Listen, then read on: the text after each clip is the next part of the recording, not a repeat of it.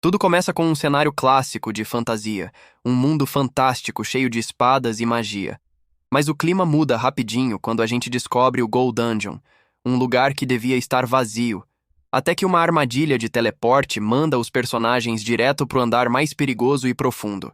O protagonista de repente percebe que tá cara a cara com o chefe de verdade, um monstro top de linha super poderoso chamado Ceifador Sinistro. Enquanto sua companheira grita desesperada o nome dele, o herói, Wulka, admite pra si mesmo que sabe exatamente como essa história devia rolar. A gente vê as outras garotas do grupo completamente destruídas e derrotadas no chão, enquanto a ficha cai sobre a situação deles. Ele explica que, de acordo com a história, o grupo inteiro tá destinado a ser exterminado ali mesmo, apesar dele ser um reencarnado que tá dando o sangue pra chegar num final feliz. Num momento de puro sacrifício, Wulka empurra a amiga pra longe de um golpe mortal enquanto ela grita o nome dele horrorizada. O ataque acerta em cheio com um som brutal, e a gente vê sangue espirrando no rosto dele enquanto ele solta um gemido sufocado de dor. Ele desaba contra a parede de pedra com feridas profundas e abertas na perna e no rosto, enquanto a companheira grita em total desespero. Enquanto ele vai apagando, parecendo exausto e acabado, o último pensamento dele é só uma frustração simples por as coisas terem terminado assim. Wulka nota que o monstro tá curtindo o sofrimento deles, mesmo podendo matar na hora, e ele prevê que o bicho vai invocar monstros sem fim enquanto ele fica ali, impotente. Ele imagina um fim horrível, onde é despedaçado e as companheiras são torturadas e no final devoradas vivas pela fera. Wulka se pergunta por que demorou tanto pra sacar a verdade, se arrependendo de não ter mandado todo mundo fugir depois de 17 anos nesse mundo novo. Ele finalmente entende que essa realidade é baseada num mangá, e descobre os papéis trágicos que eles deviam jogar nessa trama sombria. Ele nota que esse monstro aterrorizante só devia ser derrotado pelo herói principal, que chega bem depois. Ele percebe que eles são só personagens secundários para fazer o herói de verdade brilhar. Ah, não, aí não, aí ele está... Basicamente, um grupo que sempre estava fadado a perder desde o início. Olhando para as amigas caídas, ele admite que ninguém aguenta lutar ou esperar o suficiente pelo herói. E fugir é simplesmente impossível para eles. Ele suspira com a desesperança total, sabendo que nem no auge da força eles venceriam, porque a história em si já decidiu o destino deles.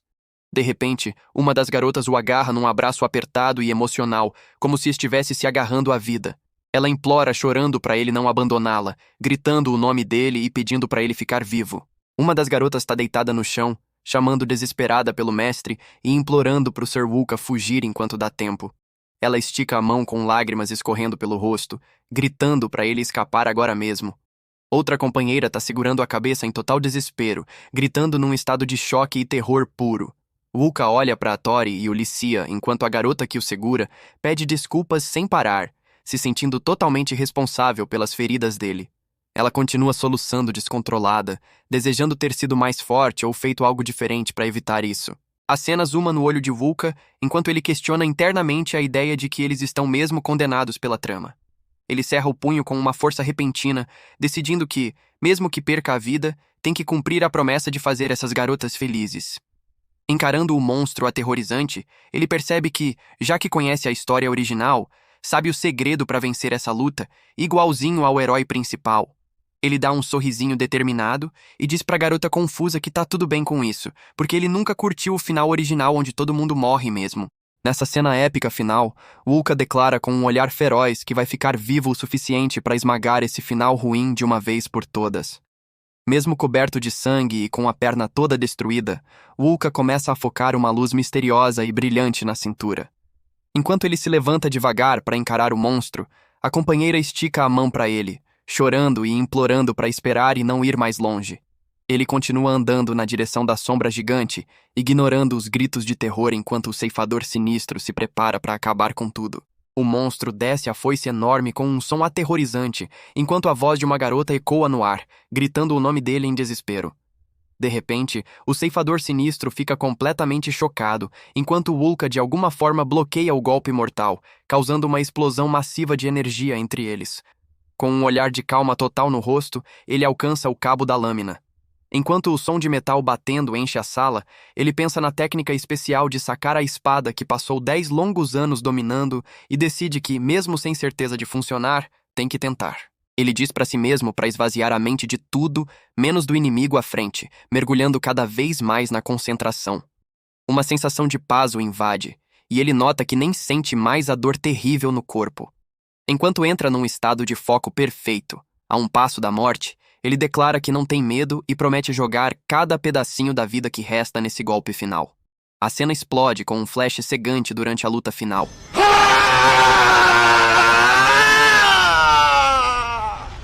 De repente, o caos some, e Wulka acorda em segurança numa cama macia, grogue, se perguntando onde diabos ele tá. Ele se senta, segurando a cabeça, e se questiona o que rolou com ele, bem na hora que a porta se abre e a garota com chapéu de bruxa o vê, chamando pelo mestre em choque total. A garota fica parada na porta, parecendo incrivelmente sombria, o rosto cheio de uma tristeza que mostra que ela passou por poucas e boas enquanto ele estava fora. Enquanto ela sussurra o nome dele, Wulka nota a expressão dela e pergunta por que ela tá com uma cara tão comprida. Ela o encara com olhos arregalados e trêmulos, a voz falhando enquanto tenta dizer o nome dele pelas lágrimas que começam a se formar. Sem outra palavra, ela sai correndo na direção dele, gritando o nome enquanto se prepara para fechar a distância. Wulka fica completamente pego de surpresa e pergunta se ela tá bem, enquanto ela tenta perguntar se ele tá ok, mas para no meio da frase com uma cara confusa. A força do pulo dela é tão forte que Wulka solta um grito alto enquanto é jogado para trás. Wulka tenta bancar o tranquilo, dizendo pra garota que só perdeu o equilíbrio por um segundo, mas aí ele tropeça de repente com um baque alto, parecendo totalmente perdido. A gente vê um close do rosto dele em pânico, enquanto ele percebe que tem algo seriamente errado com o corpo e se pergunta o que tá acontecendo.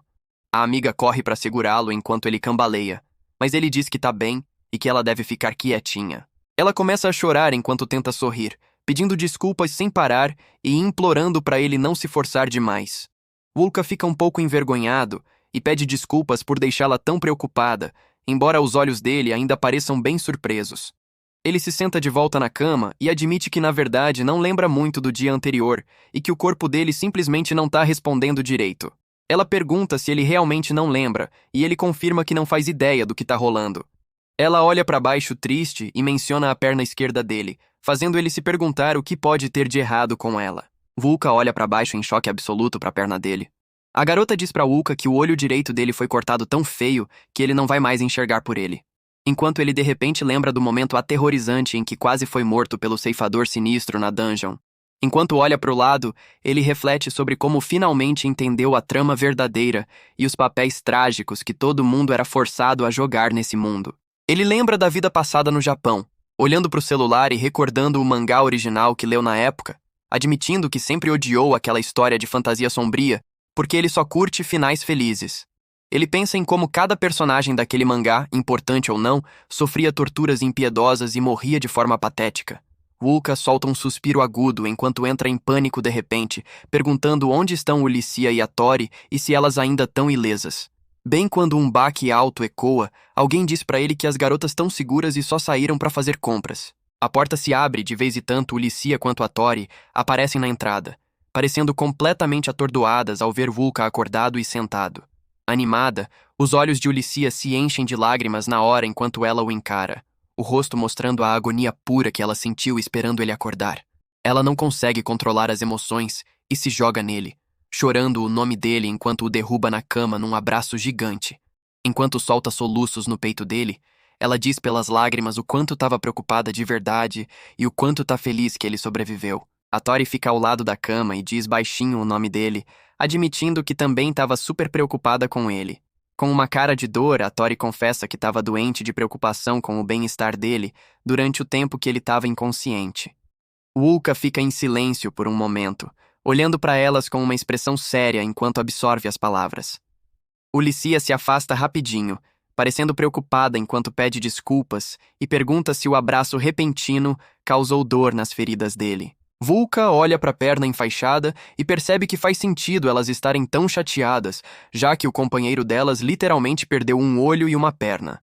Num movimento surpreendente, ele diz para todas pararem de se preocupar com o corpo dele, deixando as garotas totalmente confusas com a atitude calma dele. Wulka reflete sobre como conseguiu evitar o final ruim mais nojento e traumatizante da série toda. Ele pensa em como derrotou a trama daquele mangá amaldiçoado. sentindo-se feliz porque as amigas preciosas dele não precisaram sofrer a tortura grotesca mostrada na versão original. Ele se lembra que colocou a vida em risco para proteger todo mundo. E ver elas vivas na frente dele faz toda a dor valer a pena, sem arrependimentos.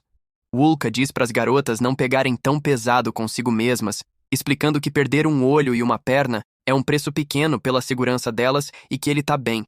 No entanto, ele admite que não fazia ideia do tipo de reação que essa frase simples ia desencadear nas companheiras.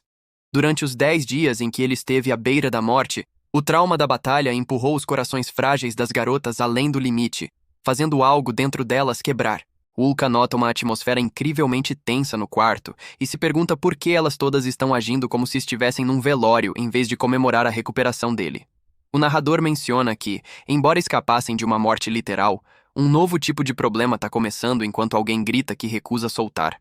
A garota implora para ele nunca mais abandoná-la, prometendo ficar do lado dele para sempre e protegê-lo para que ele nunca seja abandonado. Wulka tenta fazer ela ouvir, mas ela tá se agarrando tão forte que ele só consegue soltar um suspiro sobrecarregado. Uma das garotas diz pra ele que ele não precisa fazer nada, nem se forçar mais, prometendo que elas vão cuidar de absolutamente tudo pra ele de agora em diante. Wulka tenta argumentar que elas precisam parar e ficar quietas, mas as palavras dele não parecem alcançá-las. A Tori diz pra ele só relaxar porque vai ser bom, jurando que decidiu dar a vida inteira pra ele, e até morrer pelo bem dele. Wulka fica completamente sem palavras e atordoado enquanto percebe o quanto a situação mudou.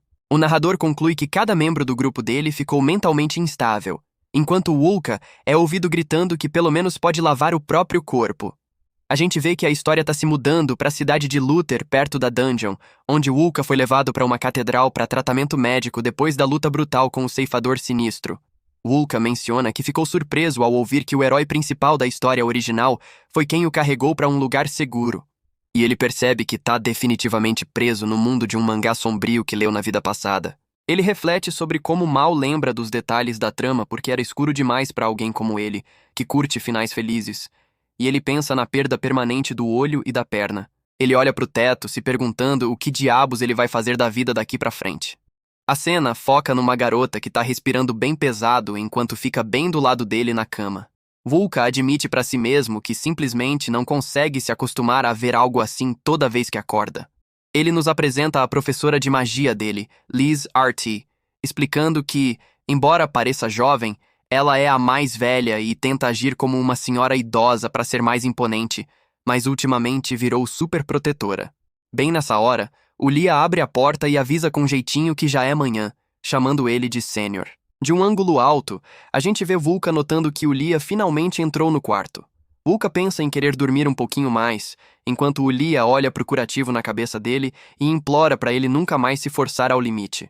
Ela diz com uma expressão bem séria que ele não vai precisar fazer nada mais, porque ela vai cuidar de todas as necessidades dele para sempre. Uma ideia que Wulka acha absolutamente aterrorizante. Olha aqui, rapaz, você tá ficando muito burro, hein? Tem vezes que eu tenho vontade de te dar uma bifa. Ele se senta de uma vez, parecendo bem nervoso enquanto deseja bom dia para Ulia. Wulka explica que quer pegar leve hoje para se acostumar com o corpo ferido depois de tudo que rolou. Ele parece calmo por fora, mas dá para notar que ainda tá processando a nova situação. Ulicia fica com uma cara incrivelmente triste e pergunta se ele acha que ela não é confiável o suficiente para cuidar dele. Ela realmente parece estar levando o desejo dele por um pouquinho de independência como uma falha pessoal.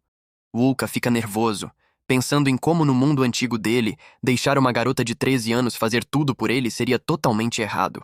Ele diz rapidinho que ela é confiável demais e que ele só tem medo de depender muito dela. Ulia corta na hora, dizendo que é natural ela se preocupar. Mesmo que Wulka tente dizer que tá bem, ela não tá ouvindo as desculpas dele de jeito nenhum. Ela explica que, já que ele quase morreu e agora tem feridas permanentes, ela nunca se perdoaria se saísse do lado dele. Ela diz que o grupo inteiro fez um voto de protegê-lo, custe o que custar. De repente, mudando de humor, ela fica super animada e pergunta de novo quais são os planos. Wulka tá gritando por dentro porque a intensidade repentina dela tá literalmente o deixando apavorado. Ela fica perguntando se pode ajudar em alguma coisa com um sorriso fixo no rosto. Wulka olha pra ela e pensa que as suspeitas dele sobre a mudança total de personalidade dela estavam certas. A gente tem um close no rosto dela e o narrador aponta que, embora ela esteja sorrindo, o calor nem chega aos olhos dela mais.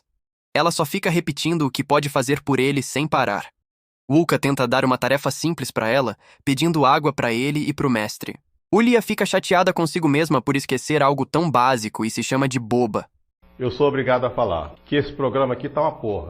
Ela arrasta Liesel para se arrumar e pegar a água enquanto Wulka massageia a barriga de dor por causa do estresse que as garotas estão causando. Wulka pensa de volta em como Ulicia costumava ser uma pessoa responsável, mas percebe que ela nunca foi louca ou protetora nesse nível antes. A gente descobre que Ulicia é uma espadachim jovem que entrou no grupo porque admirava as habilidades incríveis de Wulka. Ela costumava ser uma garota bem quieta e modesta, o que torna o comportamento atual dela ainda mais chocante. O narrador explica que o talento de Ulicia era tão incrível que deixava os irmãos dela com inveja, quase fazendo ela desistir.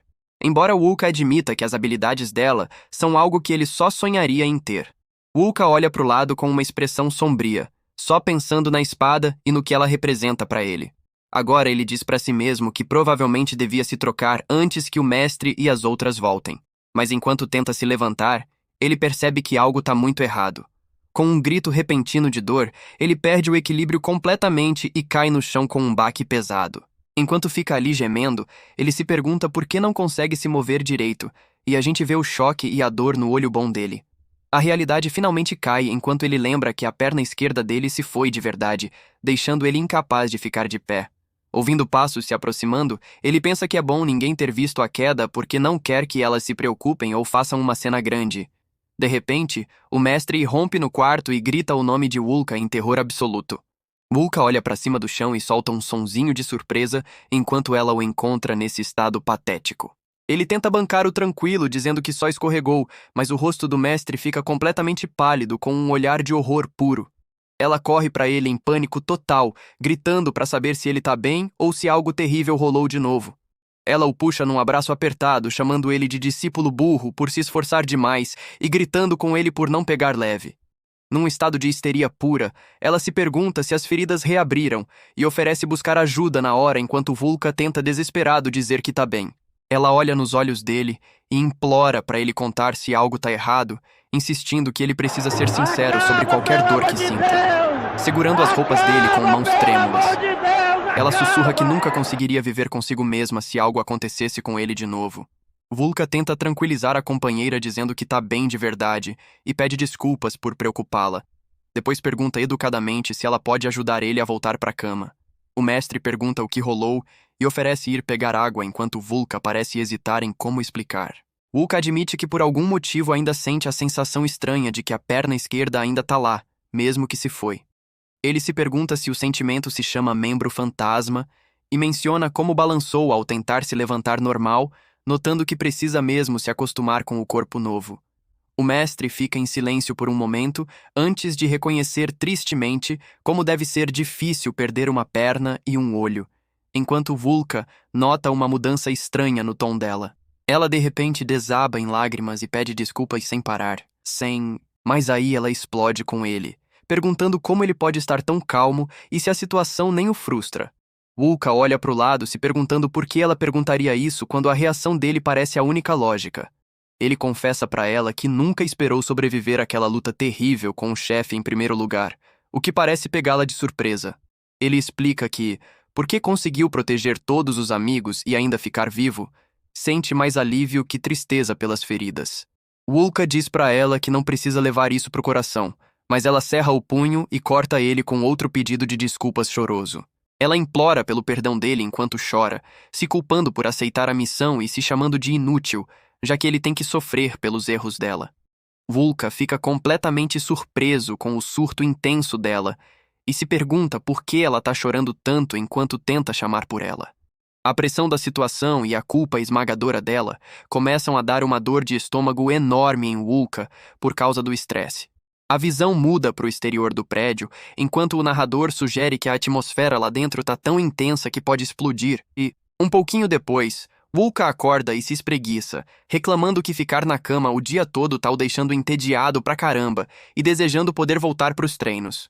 Wulka fica deitado na cama, pensando que se fizer um pedido egoísta pequeno que seja, o mestre e as outras vão acabar se preocupando ainda mais com ele.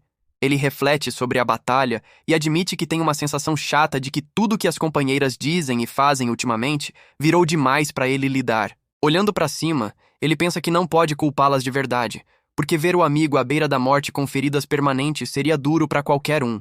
Ele percebe que a experiência toda deve ter cobrado um preço emocional enorme das garotas que sobreviveram à dungeon. Ele tem certeza que elas estão sendo corroídas pela culpa, porque não foram fortes o suficiente para protegê-lo quando importava. Wulka reconhece que, se estivesse no lugar delas, também estaria afundado numa sensação profunda de impotência agora. Ele se pergunta o que deve fazer em seguida, percebendo que o incidente provavelmente mandou todos os amigos dele numa espiral descendente séria. Ele fica olhando para o nada, questionando se pode mesmo voltar como espadachim profissional agora que perdeu o olho direito e o pé dominante. A gente vê uma memória dele de pé, alto e forte, lembrando como aprimorou as habilidades à perfeição só por uma fascinação infantil em parecer legal. Ele cobre o rosto, admitindo que estava tão desesperado naquela luta de vida ou morte que nem lembra os detalhes de como derrotou o ceifador sinistro. Olhando para a cidade lá fora, ele nota que, já que desviaram da trama original, não dá para saber que tipo de perigos malucos esse mundo de fantasia sombria tem esperando por eles. Ele se pergunta se esse mundo tem uma prótese de perna de alta qualidade que poderia dar mais uma chance para ele trilhar o caminho de guerreiro.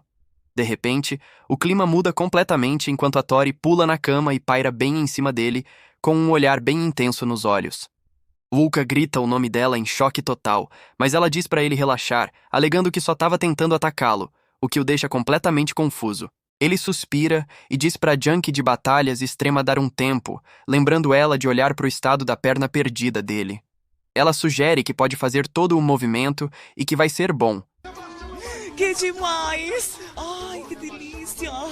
Mas ele implora para ela parar porque o mestre pode entrar a qualquer segundo e ver eles assim. O narrador explica que a Tori é uma lutadora pesada de uma raça lendária de guerreiros, enquanto ela olha para baixo para ele e pergunta se a perna ainda dói. Wulka explica que a magia sagrada já curou a ferida. Então não dói, mas por dentro ele entra em pânico, se perguntando se ela vai pedir para começar a treinar com ela na hora. A Tori olha direto para Wulka e menciona que já caçou a maioria dos monstros na área próxima, dizendo que se sente bem aliviada com isso. Wulka percebe o quão loucamente forte ela é e começa a pensar em como a Tori, Ulícia e o mestre são todos potências incríveis, o que o faz se preocupar que as feridas dele o transformaram em nada além de bagagem para o time. Ele chama por a Tori e explica que, já que ainda está lutando para se acostumar com o corpo danificado, não vai poder participar de lutas por um tempo. Enquanto tenta sugerir que ela não precisa ficar com alguém tão prejudicado quanto ele, a Tori de repente se aproxima e declara que não tem jeito nenhum dela deixá-lo sozinho. Inclinando bem em cima dele, ela confessa que a falha dela em protegê-lo resultou nas feridas terríveis dele, que ela considera um pecado que o Deus deles odeia absolutamente. Ela nota que a líder delas, o mestre, martelou essa ideia nelas muitas vezes. Ela encara os olhos dele e explica a regra costumeira deles, que é: se alguém salva sua vida, você tem que pagar de volta com a própria vida. A cena zooma no rosto dela enquanto ela começa a dizer que, por causa dessa dívida com um olhar incrivelmente sério, ela jura dedicar cada parte dela para ele, alegando que cada fio de cabelo, o sangue e até a alma pertencem a ele. Agora, enquanto ela vive e morre só pelo bem dele, a gente vê o reflexo de Wulka no olho dela, enquanto ela diz baixinho para ele só relaxar e não se preocupar com nada. Wulka tá visivelmente suando enquanto agradece ela por ser tão atenciosa. Mas o clima quebra quando a Tori de repente pergunta se pode atacá-lo de novo, o que ele recusa na hora. Ela parece um pouco decepcionada e pergunta se ele prefere ser o que ataca em vez disso, dizendo que não se importaria nem um pouco bem quando alguém bate alto na porta. Ulícia abre a porta e diz para a Tori que tá na hora de ir fazer compras. Então a Tori se despede de Wulka, que dá uma resposta bem trêmula enquanto elas saem. O quarto fica quieto enquanto a porta fecha com um clique, deixando Wulka sentado ali sozinho em silêncio total. Wulka fica com os olhos esbugalhados e traumatizado, pensando para si mesmo que cada garota do grupo dele virou exatamente a mesma coisa e que o cuidado delas por ele é pesado demais para aguentar. Ele agarra a cabeça em desespero, percebendo que vai estar em apuros se chatear qualquer uma delas, e lamenta que, embora tenha evitado a trama sombria original, acabou entrando num pesadelo diferente por acidente. Ele decide que tem que fazer tudo possível para ajudar as três a recuperarem a sanidade. Ele diz pra si mesmo que não liga se isso é um mundo, porque nada muda o fato de que as amigas dele são companheiras insubstituíveis que ele tá feliz de ter salvado de um destino terrível. Ele encara pra frente com um olhar afiado e focado, decidindo que a nova missão dele é garantir que cada uma delas encontre um final feliz de verdade. Olhando pro Colo, ele se preocupa que o estado atual dele tá causando problema demais pras garotas e teme que a dependência dele acabe drenando elas mentalmente. Ele cerra o punho com força e jura pra si mesmo que tem que achar um jeito de lidar com as coisas usando a própria força em vez de depender dos outros pra tudo. Com uma expressão determinada, ele promete fazer tudo ao alcance para dar a felicidade que todo mundo merece, mesmo que o estresse puro da situação tá fazendo a barriga dele doer. Enquanto a gente olha para a cidade quieta lá fora, ele decide que o primeiro passo vai ser começar a malhar bem ali na cama para recuperar a vida normal o mais rápido possível.